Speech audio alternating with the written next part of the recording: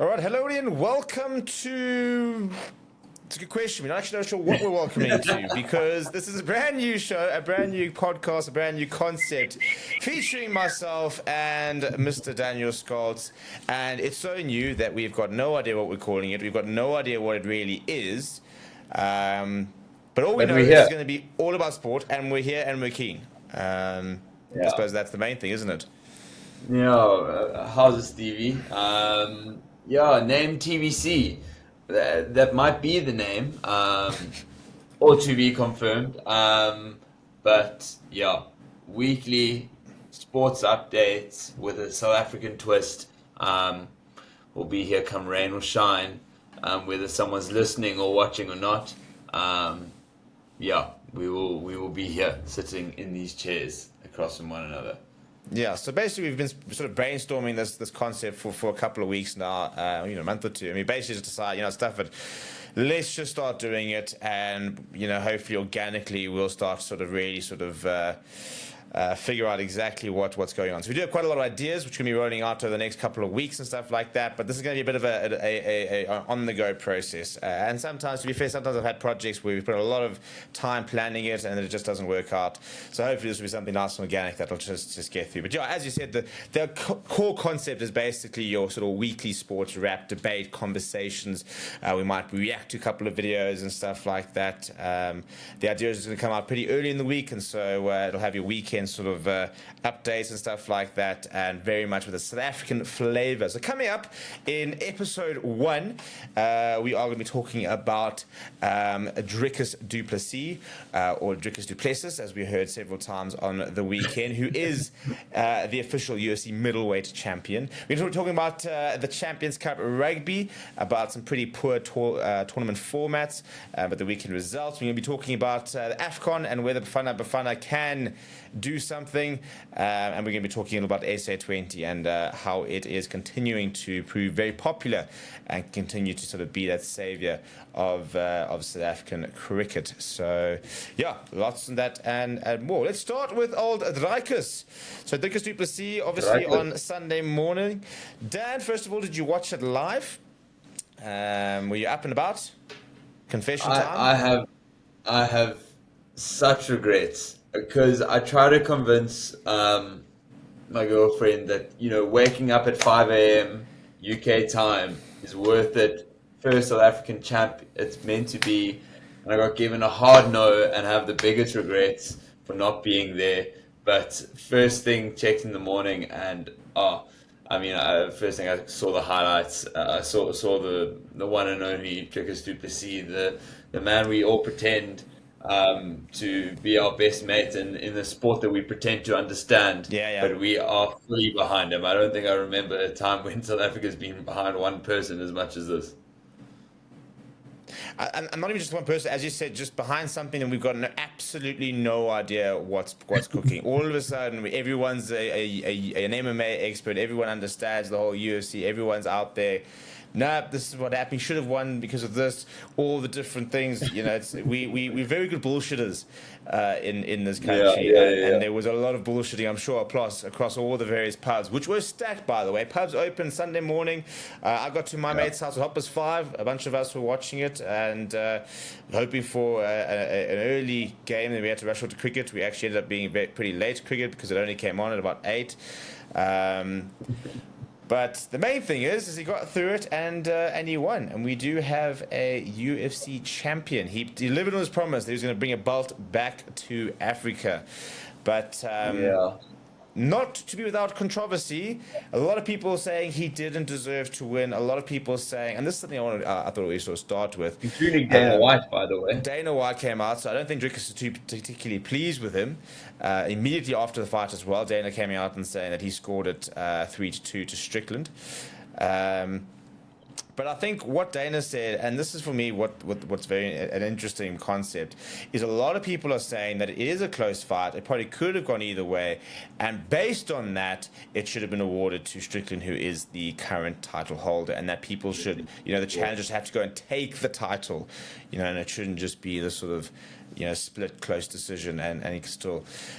I I personally don't subscribe to that. I understand the concept of having to sort of take the title in inverted commas, but at the end of the day, Strickland's only defending it for the first time. For example, he's a new champion. So does he now sort of all of a sudden get a bit of a free ride, and he can just kind of go out there, sort of beat around the bush, and as long as he doesn't get absolutely thundered, he sort of just continues having this title. I think similarly, you actually have to go out and defend your title, and prove that you're the best. Yeah. Where you sort of sitting in that realm? I mean, I'm not going to pretend to know, to have scored the match myself, and have a really opinion of value. To know why Dricus was by an inch better, but for sure I think it's anyone's game, and if the professionals on the night were there to have Dricus as the winner, you're not going to find anyone, at least in this hemisphere of the south of South Africa at least, complaining about the result. What I am very excited for, and what happened right before the fight began, was Dana White's promise to have a UFC event in Africa were Dricus to become the champ. I mean, do you think that he just had enough faith in his countryman Strickland to defend it and not have to kind of, follow up on that? He was a little bit loose with the wording, but, are we talking UFC Johannesburg? Well, I think it'll be UFC Pretoria. I think for me, it's Times Square. The new venue in Pretoria, which is now hosting all the various concerts, stuff like that. I think you can put about 15 to 20,000 people in there, maybe even more. It has to come here. You've now got a South African audience which is fairly invested, and if there's one thing that URC has shown, for example, if you look at sort of Fantasy Premier League, the South African market is an incredibly important market. I think we are one of the top 5 biggest Fantasy Premier League nations, for example, in terms of number of players. The URC is now the largest supported league in the world in terms of viewership, for example, because of the South African audience.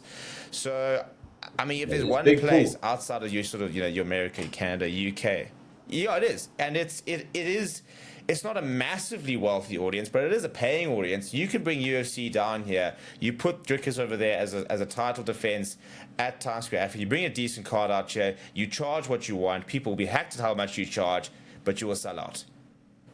Yeah, facts. I think you'll struggle to sell the prices of a Las Vegas, for example. I mean, if you just think of the F1 prices for that Grand Prix compared to others, you might not make as much in ticket sales, but the vested interest of the southern tip of Africa, you've got them. And if there's a UFC event in South Africa, there will probably be more people watching that than watch the Rugby World Cup final. And that's just because every single rugby fan is watching Dricus, and now you're gonna bring in a couple extras as well. So we're talking like tens of millions of people that you are bringing a captive audience to. We're not asking for much, just one event, and we'll hopefully let the numbers do the talking. And I mean, we had also Afrikaans and English commentary. Now we'll have it live. Yeah, no, and I think if you go look at the if you've ever underestimated the South African presence, go look at social media, for example. I think it's West Ham who have started doing, using a lot of sort of South African quieter music and stuff like that as sort of backing track for some of their TikToks. And the amount of South Africans which suddenly have all following West Ham. When Percy Tau went to the Premier League, we invaded Brighton's social media. Brighton shirts selling out. If you look at the social media presence, even now, you go look at every single UFC video, every single reaction article about Dricus, and it's just littered with South Africans. They've ignited an audience that you've got to feed them, because it is a huge audience, and people underestimate just how big of an audience we are. Yeah, I mean, we have probably people from all over the globe screaming, "Julle weet nie wat ons weet nie" now.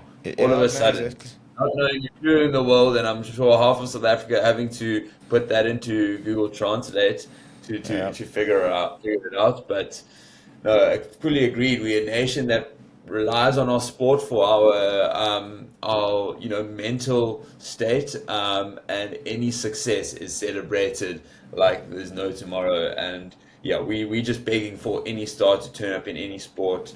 I mean, even like, we started watching MotoGP now that Brad Binder is doing well there. Yeah.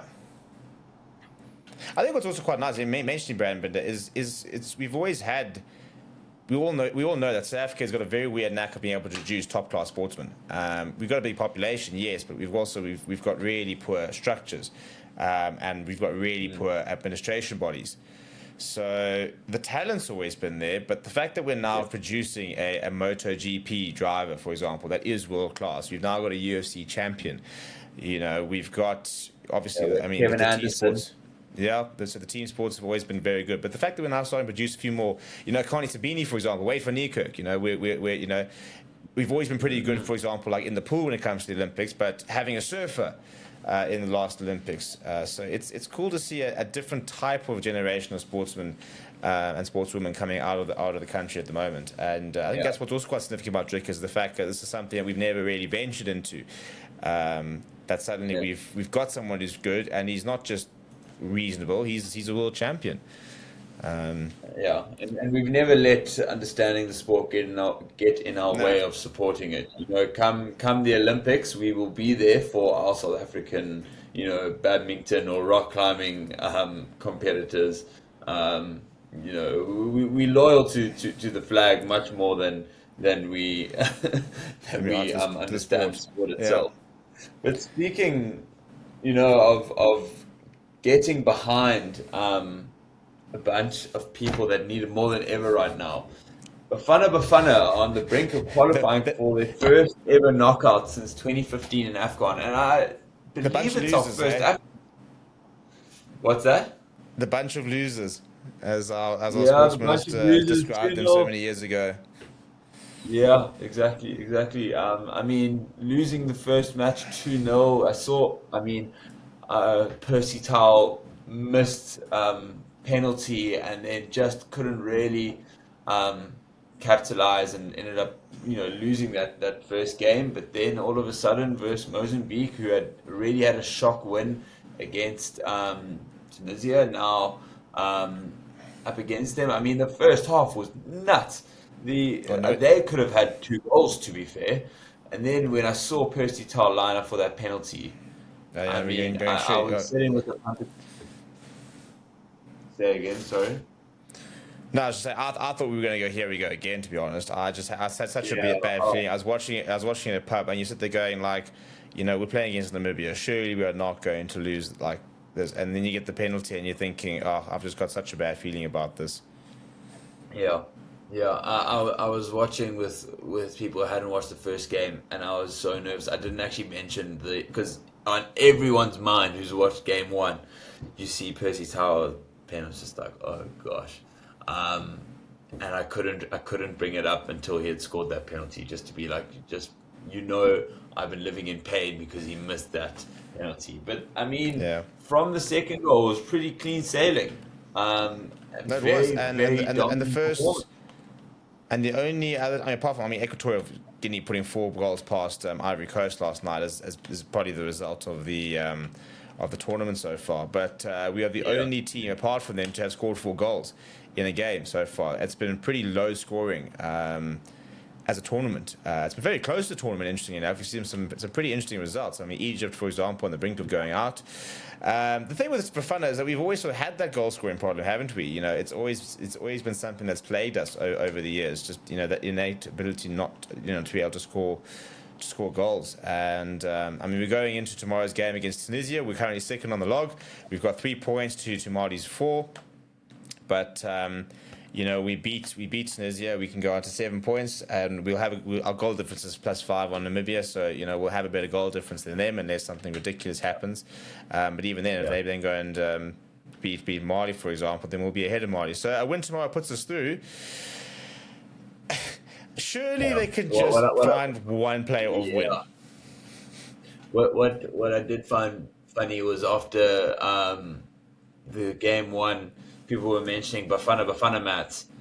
And Bafana mats is when you have to rely on a whole lot of fixtures going your way to make sure that you get through. But it looks like we've managed to put ourselves in a position where goal difference, even though we lost our first game 2-0, we are ahead of the game. So, I mean, I'm all behind it. I'm all over it. I think we'll be there. And if we get through, we will play either the first or second of Group F. Am I right in saying that? Yeah, which is then currently Morocco, Morocco or Congo DRC, or Zambia. yeah, or potentially Zambia. Or, I mean, there could be a scenario of even, yeah, Tanzania. But yeah, 1 point after 2 games would be tough. But I did find funny was how Egypt got through with 3 draws. I don't think I've ever seen that in a group football, Yeah, pool just getting through. But yeah, shocks with Ivory Coast, the host getting knocked out. Ghana, a lot of people's favorites to win it. Um, 2 of the most notable ones, and then Cameroon out of nowhere going 2-0 down earlier this evening and coming back, I think scoring 2 goals in the last 10, 15 minutes to then go through on not just goal difference, but goals scored. yeah. I mean, the only team that's really impressive. rocked up, that is obviously, I mean, probably the favourites is Senegal, and they've gone 3 from 3. Scored their goals, conceded 1. They're the only ones that have rocked up, and they've gone, well, we are one of the title favourites. We are here to win it again, and they've looked like genuine title favourites. They're the only one for me who's been completely convincing so far in the tournament. Yeah. No, I do love this Senegal team. I think they play with such passion and fire. Ever since the 2018 Russia World Cup, they've been just a really solid, strong unit. My boy Sadio Mane leading the troops there. I mean, I wouldn't hate it if he gets his second AFCON. Yeah, no, fair enough. And there's good players across there. You've got Koulibaly in the back there. You've got Mendy, Ismail Sarr. It's a quality side, and we all know that Diawara is one of the top coaches in and around the African nations. So, yeah, very, very. I mean, very keen to see how we go tomorrow night, and how. If we can squeeze through, Knockout football is knockout football. I mean, yeah, unfortunately, there's and the problem is that isn't it one of those things where the Springboks, for example, come to knockout rugby, and we always kind of back the Springboks. You see Bafana in a knockout game, and it's been like an elephant up a tree, isn't it? We're just not quite sure how they got there. But you see, the thing is that as much as the rugby, World Cup won by 1 point, I don't mind going 1 goal. We will both of us be grey-haired by the end of it, but it will possibly be the best 6 months of our, nation's sporting kind of achievements to kind of go with that back to back. But yeah, I mean, no knockout since 2015 when we hosted the tournament, and the time before that. I mean, the only successful one was actually our first ever AFCON tournament after being exiled from apartheid. We won in 1996, hosting it on the first attempt. Some say beginner's luck, and we haven't quite got to the heights since, but. No, full faith in them.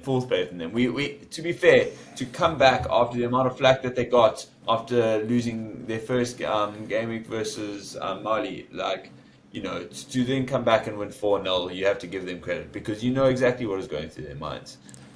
Oh yeah, and you would have known the whole rhetoric, and everybody would have gone, "Oh yeah, here we go again." And I mean, I was sitting in the pub, and most of the guys they just said, "Oh, we just don't care." They said, "We know these guys are going to buckle. We know that they're useless." And there's just people have. It's just been a long time, so Australians to get behind this side. And to be fair to them, I don't think they've never really helped. They've never really been able to deliver.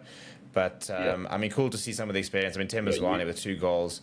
That's kind of what you need, and post-toss, grabbing that goal. You need the experienced players to actually rock up and say, right, okay, guys, we've got this stigma attached to us, and the only people that can make it go away is us. So we actually have to start out the Proteas. You got to get the monkey off the back eventually, and you imagine being the players and the team to do it.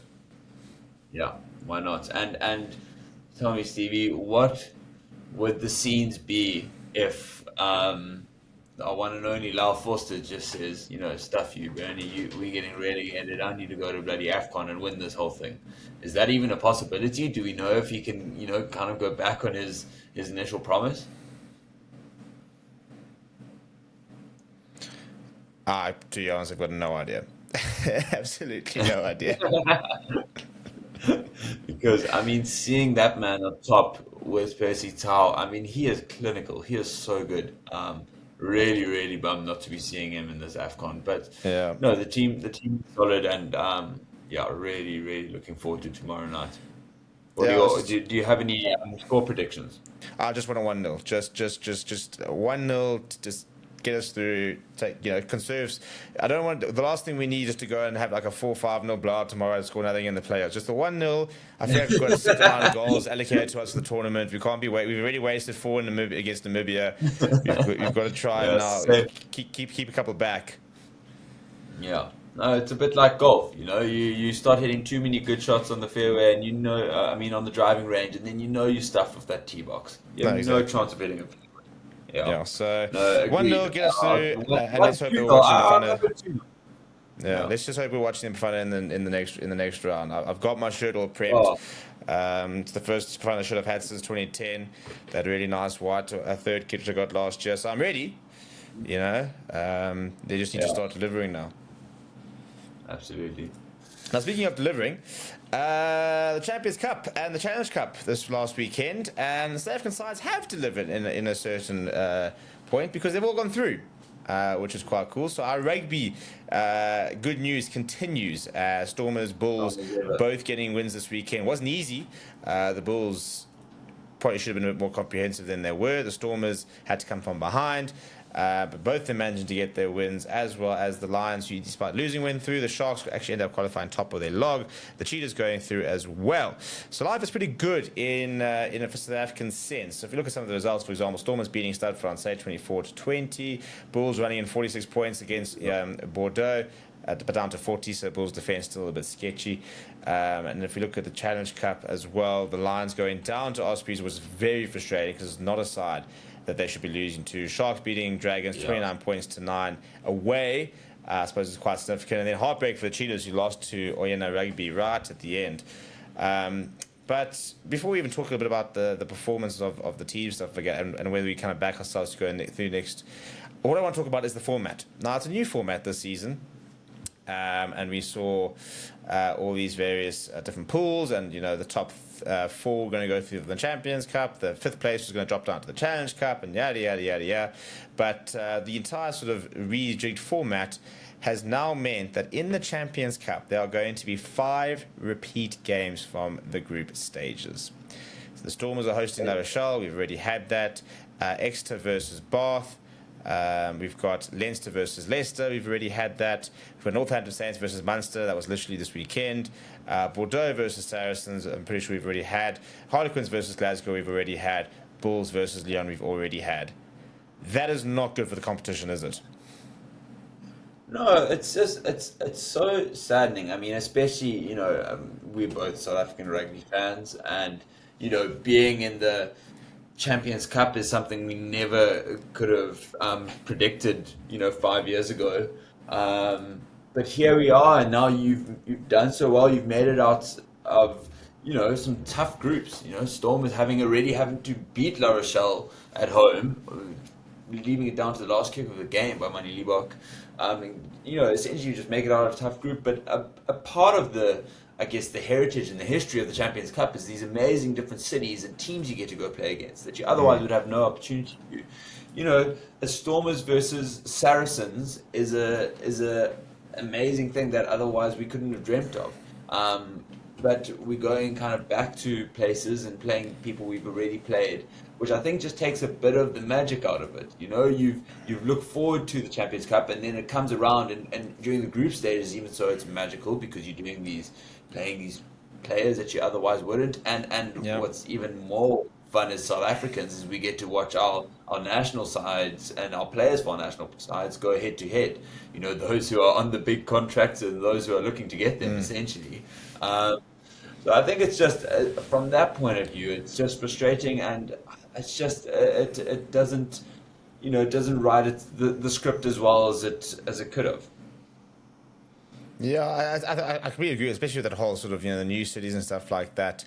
I think it's also, I mean, it's difficult to get away from when you get to playoffs, but it's also a bit frustrating to see, two French sides going head to head, two Premiership sides going head to head. If we look at, I mean, at least not too many, but if you look at the Challenge Cup, for example, you've got, a URC clash in the Benetton versus Lions, a URC clash in Sharks versus Zebra. So you kind of want to avoid those as much as possible. If you look at the Challenge Cup clashes, there's a couple of nice ones. You've got Montpellier versus Ulster. That will be a very nice clash. And I think Gloucester versus Castro should be quite a nice game. But yeah, I think it's a new format, which I think when you read on paper, you're kind of going, not so sure about this, or maybe cool. But it just hasn't really worked. Now, there's a suggestion in one of our WhatsApp groups that there should be an FA Cup 1 style knockout sort of tournament, stuff like that. Do you think that could work, or do you think that would just kind of water it down to being a bit meaningless? Yeah, it's tough. I don't know if I love the massive pools and playing, some home, some away kind of feels a little bit diluted in some way because it's drawn out in group fixtures. These biggest competitions, you kind of want to feel like every game counts, and so maybe even just dropping a team from each pool, and then you at least get knockout games, a match sooner. This week would have been a knockout. Maybe that's an option, and you see the Football Champions League do it so well, where they almost guarantee that teams from the same league don't play each other in the round of 16, and they prioritize that because that is what the fans want. They don't want to play their regulars that they're going to play twice a season every season. We've seen that, like, as much as the Bulls Stormers is a huge fixture, make it a huge fixture in the semi-final or the final. That's going to be the one that's you want. You don't want to. Luckily, that wasn't the result, and La Rochelle versus Stormers is going to be incredible. But having played them already, it feels like there's less excitement. Yeah. No, 100%. I think obviously, it's I can understand the sort of the difficulties in trying to sort of avoid your the competitions. Obviously, I mean, you compare the Champions League. Obviously, there's so many different leagues, and this now we're dealing with sort of 4 leagues. But it's just, I just feel that we saw far too many rotated sides. It was ironic when people sort of accused the South African side of not taking it seriously because they were sending weakened squads. And then you look at, for example, the PAL team that came down to play against the Sharks. They had like 3 teenagers starting, But I suppose maybe that's sort of, the gripe is the fact that it's very cool when it does happen, but we've got teams who just haven't sent their best sides down here, and then you don't get to see your South African stars playing and stuff like that. I don't know how you fix it. I mean, if you're looking at it, you're looking at a Champions Cup which has got 24 teams. That doesn't fit into like a straight knockout. You'd have to add an extra sort of 8 teams. You could reduce it down to 20 teams and and have one, as you said, one round fewer. Maybe that could work. But as I said, I just think at the moment it just hasn't really produced. There's been some nice matches, but I think to have had that entire group stage and then to have all these repeated fixtures kind of waters down the entire group stages, because now we're just sort of seeing the same of what we've seen, and the fact that only one team doesn't move on, and that even if you have to come fourth as well, for me is a bit like, so you win 2 games and you're through. And that's why people can afford to rotate, because Saracens are going through with 10 points. Racing's gone through with 8 points. Munster's gone through with 9, and Leicester's gone through with 9. Yeah. They've won 2 games. They won 50% of their games, and they've gone through without issues. Yeah, I mean, I go back to the Champions League because I think it's the most, it's just the creme de la creme of football heritage, and they've done it so well. You never see the team resting players unless they are 4 from 4 in their group stage and they're absolutely through, which almost never happens, and in which case they often just want to go and win the 5th because that's incredibly impressive. We saw that with Real Madrid this season. You just never want, in theory, the most prestigious rugby tournaments club rugby tournament in the world, you don't want to see second teams playing there.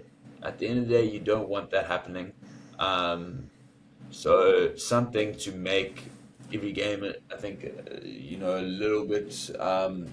Let's say you can't much harder to play catch up. Losing one game could be kind of the end of it. So maybe it's fewer games, fewer teams, and just like jam packed every single time. It's just intense, but maybe that might be too short. But I think everyone can agree that the current format is we shouldn't be seeing it again. Yeah, well, I think the biggest thing that just needs to change in an immediate short term is just the playoff system. I mean, you've got 2 of the round 16 matches are, Leinster versus Leicester, they were in Pool 4, and Stormers versus La Rochelle were in Pool 4. So, that's 2 matches. Those 4 teams are from the same pool. They all go through and they all play against each other in the next round. It's effectively an extra pool round. So I just think that for me is probably the immediate fix, and then after that maybe looking at maybe potentially just making the games more valuable. A format that I am enjoying, and you're going to chat about this a little bit, is the SA20 cricket, which is pumping down here. Oh, I was fortunate enough to get to the mighty Orange Army versus MI Cape Town last week Tuesday in my visit home to South Africa. One of 2 Orange Army fans in that stadium, and the ball came down. The match came down to the last ball, and I was probably a little bit too vocal about it. But hey, you gotta support your boys. But they've just gone back to back with it, right? There was buzz around the first one. There was a big push, massive success. And it's just so good to see the stadiums as full as they are. Like, I'm actually just waiting until they introduce new teams. Like, I'm desperate for a team to be in, like, Kimberley. There needs to be one, even like in Mpumalanga, something like keep it going. I'd love to know what those plans are beyond this. But by all accounts, it looks like it's been a great success.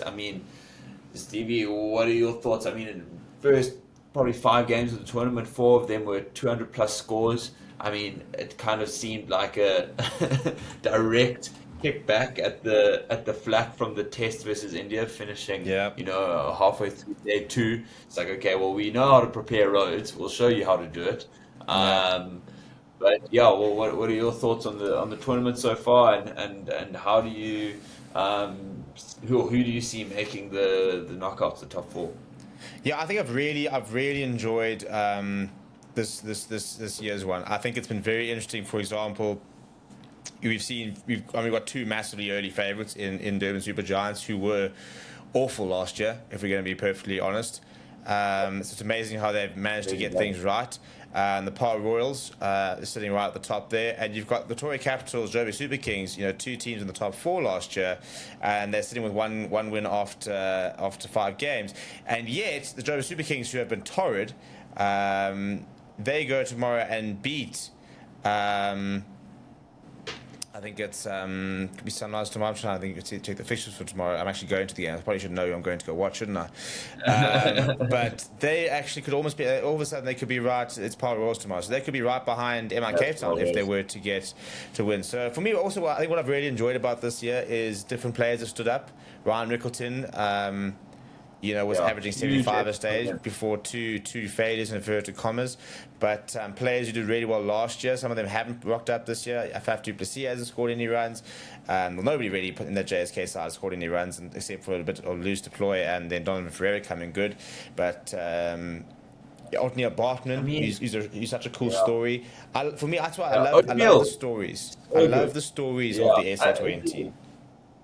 The point is that it gives, first of all, the big passionate cricket watching community in South Africa an amazing opportunity to watch people you otherwise might not know, because often the one-day cups and stuff like that, you are not really as glued to your screen as something that's being marketed as well as this, but it's also bringing in a lot of fringe people to learn the names of like Donovan Ferreira. really, guys, and essentially what it is it's if you perform in the SA20, you're probably going to get a go in the Proteas setup the next year in a T20 or two. I mean, we saw it with Brezka. He was probably one of the few shining lights in the the Durban team last year. Unfortunately, didn't really kick on with the Proteas, but it just showed that if you perform there, this is where your face will be. And going back to Ryan Rickleton, I mean, what an absolute left out of the African squad. Yeah, left out of the African squad. Just, I feel like there just seem to be certain players that just can't seem to crack in no matter what, and then others who, like, regardless of performance, will remain there. I mean, first person that comes to mind is Bjorn Mulder, and I know everyone loves to jump on the Bjorn Mulder train.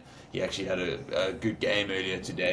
He's had back-to-back good games, actually. He's been a very big part of that, the German Super Giants last couple of games. Yeah, but this is great, because then at least if he's picked, you can feel warranted by it. Whereas Rickleton is someone who can feel, particularly at test level, but now really putting his hand up in the ODI and T20 scene, who's kind of like, everyone knows him. He's almost a household cricket name now in South Africa, but he barely gets a string of games to prove himself when in the side. And even when he's in the side, he hasn't done badly. So I'm all for kind of this. I'm really excited now. Dezorzi got a chance today. I think he scored 20 odd. But yeah, I mean, the likes of, unfortunately, someone like Brevis, who showed a lot of initial excitement, hasn't really been able to capitalize on that. And even his name remaining in the the MICT team, seems to me a bit like he's given a more lenient time than kind of warrants that. What are your thoughts on that? And seeing talent in someone and backing them. I mean, we've seen how that's paid off for someone like Markram, where by all accounts, maybe his ODI career looked pretty washed up, compared to where it is now. Yeah, I think it's an interesting one, as I said, because and Brevis has been one of the most disappointing players so far this season, and there's a player there. We've seen it, and I was really hoping that after last season, that he's kind of spent a season now playing domestic cricket. He's kind of been sort of paying his dues in many ways. He's been playing first class, for example. He kind of got away from the spotlight. And I was kind of hoping that sort of he'd be kind of going into the tournament sort of undercover, and that was going to sort of be the best and kind of release him. But it just hasn't really worked for him, which has been quite frustrating. Look, I think MI Cape Town will continue to back him, because I think that obviously they've got IPL interests as well in a few months' time. So, getting him firing, getting him that confidence is huge, because if they can get him playing to where he was a couple of years ago, then you've got a hundred of players. Sorry?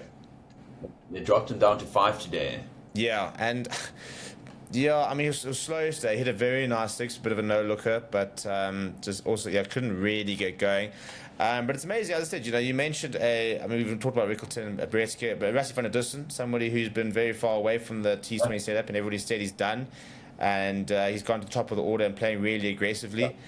Which is good to see. Jordan Herman, who I think is our next opening batsman in Test matches, he's gone away and worked on his limited format game, and goes and scores his first ever T20 100 in the SA20. That was a game I was there for.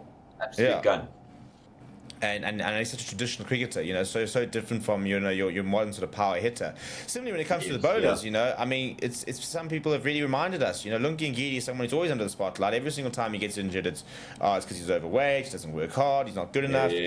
But if you look at his stats as a player, especially internationally, they are unbelievable. If he had played the same amount of games as Chris Rabada, he'd rival his stats.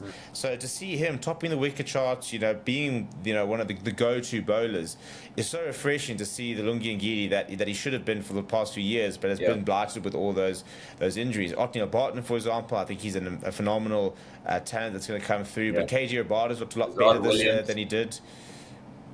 Yeah, Lazard. I mean, also somebody who's not. He's playing international cricket, so you can't say he's not rated. He's on the fringe, but for me, what's been really exciting is to see some of the speed some of our bowlers are bowling. I mean, Andre Berger hitting 150. That's very exciting. We all know he's had a bit of a breakthrough year, but you can see that he's clocking up some impressive speeds. So I can't really say much wrong with the S20 at the moment. I think it's a nice compact format. I mean, it's basically a month, which I think is about right because you can really get into it. And even now, I think, in the next week or two, I think people might start to go, okay, maybe we're kind of finished with it, and then we're into playoffs. So I think that it's nice and short and very compact. The game's pretty much every day. And yet, I think we've got playoffs as close as the 6th of February, which I think is, 2 weeks today, I think, actually, are the playoffs. So, I think the format's right. I think it'll be a year or two before we see more teams. I think they'll need to consolidate these teams a little bit more. And I think, for me, I worry about having enough talent to be able to have, an extra 2 teams and not dilute what we've got at the moment.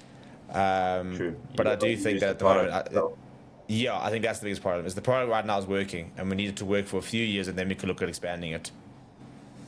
100%. I mean, it's been the exact platform that not only for the South African talent to kind of show the world who they are, but also to get paid, right? People can't be earning too much money in just playing domestic cricket. So, to give them access, if you're a South African cricketer who's just retired, I mean, think of someone like Aaron Pangiso, he's now in his 40s. If he had played a bit of this every single tournament, he would have been one of the most lucrative players on the circuit for a long time. And that, secures people down. It gets people wanting to play cricket in South Africa, and they feel like that's can make their breakthrough. There's a whole conversation to be had on what the incentives are on the types of cricket being played and whether, what happens now to the test scene if the only incentive is to make money on the T20 circuit. That's kind of an immediate conversation. But at least for now, I mean, you look at the top 5 run scorers, 4 of which are South African: Rickleton, Van der Dussen, 3 is Josh Butler, then it's Bretzke and Klaasen. And the top 5 wicket takers, 4 of which are South African, or it's a tied 5, so 6: Lungingidi, Zard Williams, Othniel Bartman. Then it's Reece Topley, Daniel Worrell, and then tied for 5th is Keshav. So, and some of those aren't, Bretzke, Rickleton, and Rassie aren't popular setups in South Africa, and neither is Bartman, Lazard Williams. So these are people who aren't just the household names. These aren't people who went to the World Cup, or have been to the T20 World Cup. They are still there to kind of prove something, and I think it's just going to be good for the sport. Yeah, I think it's been a big Spanish that works for the T20 World Cup. I mean, I think you look at the way that Varsity from a distance playing, and you sit there going, well, shit, maybe he's obviously made a bit of a charge here. Obviously, Ryan Rickleton, you sit there thinking, how can you leave him out? Someone like Temba Vumas, I think really. I think he's going to be really affected by the fact that he hasn't been able to play. Because I think, now we don't play a lot of T20s before the next T20 World Cup as well. So you wonder how much that, because you sit there looking at a Matthew Bretzke and you say, well, I think, you've got to take him based on this fact, on the stats. You've got to take Rickleton, you've got to take a Rassie. And there's not a lot of space in that squad. Heinrich Klaasen is scoring runs. Dave Miller is still scoring runs. Obviously, your Aiden Markhams, Tristan Stubbs, for example. So, a lot of the big names are still playing well, maybe not topping the charts, but playing reasonably well. But certainly a lot of players who are putting their hands up, and it'll be interesting to see. What I like to see from this is to see the IPL contracts, the fact that Andre Berger's got an IPL contract. I look at Othniel Bartman. You think of Magala, for example, and the fact that all of a sudden he could have been potentially on various radars. And I look at Othniel Bartman, and if I'm an IPL team, I'm looking at that guy going, that is a genuine option if there's injuries and stuff like that. You need him to come in, and imagine what a story for a guy who couldn't. He got 1 meal a day at school, and he could be going to the IPL. If he were to get a call up. No, so from that perspective, it's been amazing. Yeah, no, 100%, and it's just I mean for me T20 cricket. Just pick your form team. For at least 80% of your team should be form. There are very specific players that you can that earn the right to be trusted with. I guess a continuous selection, and that's probably the South African team. Klaasen, Miller, Quinny's not playing anymore. He's playing T20s. Is he T20? So then maybe still playing 20. T20s. I mean, that's really 3 batsmen. Like, Yeah. it's tough. And in the bowlers, maybe Keshav. But other than that, like, we could really have any bowler, and I guess possibly Lungi. He's probably been our standout T20 bowler. But the rest, just pick on form. You know, there's a guy swinging for the fences and hitting them. Like, you T20, all you need is 2 people to have a game, and you've won that match. You know, and then you come off. But yeah, I mean, a great tournament. I'm excited to see how it comes off. I'm hoping that my boys, the SEC, the Orange Army, go back to back. That would be phenomenal. But let's see how the rest of the tournament goes. Speaking of formatting of tournaments, though, so irritating that they have predefined settings for the semis and finals. For the semis and finals. Yeah, from a selfish point of view, I mean, I can understand why. I think in terms of a sort of example, I mean, it's obviously, you know, if you look at stadium numbers and stuff like that, I've heard that long term, it could very well continue like this. And what I'm hearing is that it looks like the Wanderers could become basically the permanent venue for the final. I suppose there's a couple of reasons. And it's kind of, you know, you got the Victoria Caps and JSK, so you kind of got a reasonable chance that one of them could be there, which are both Gauteng based. Obviously, the biggest stadium.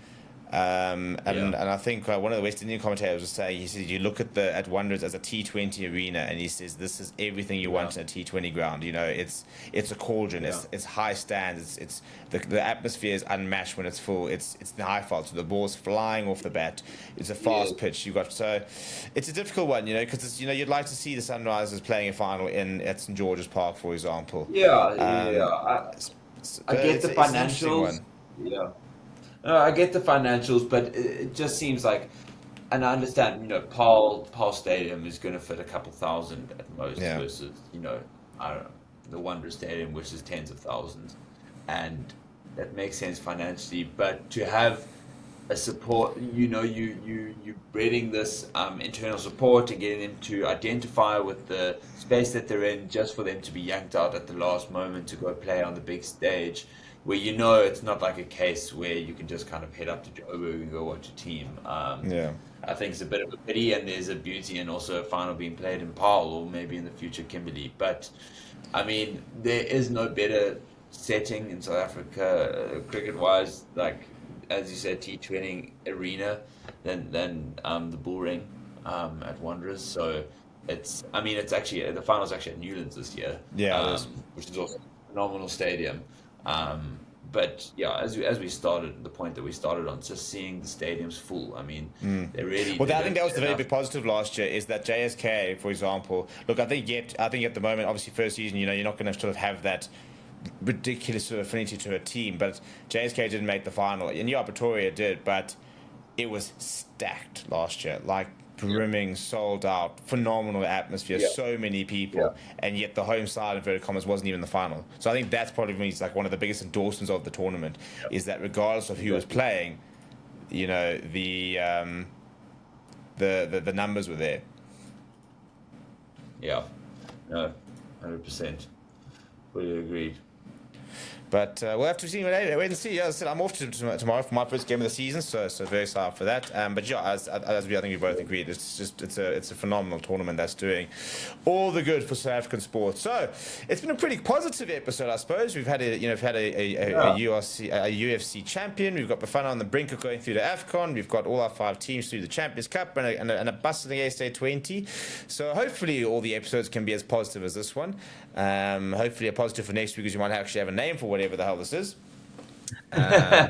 So if you have managed to make it this far, drop some names down in some suggestions in the suggestion box in the form of the comments, stuff like that.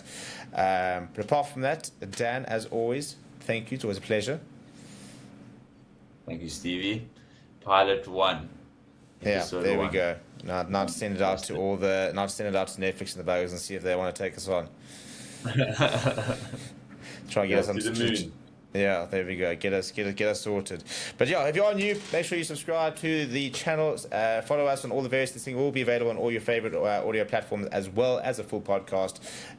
So you can check us out over there as well. All the links and stuff like that will obviously be in the description and down below. Dan, thank you very much. We will see you next week. Enjoy another big full weekend of sport. Hopefully we're celebrating a fun win. Hopefully we're talking about some more great SA20 cricket and hopefully some more great sporting news in a week's time. But thank you very much, Stevie. I look forward to seeing how many more beers Dricus du Plessis can down in public, and hopefully backed up with the Bafana knockout stage game up ahead. I can feel it. It's coming. Well, there we go. In a week's time, we'll hopefully be talking about that. People, thank you very much, and we'll see you guys next time.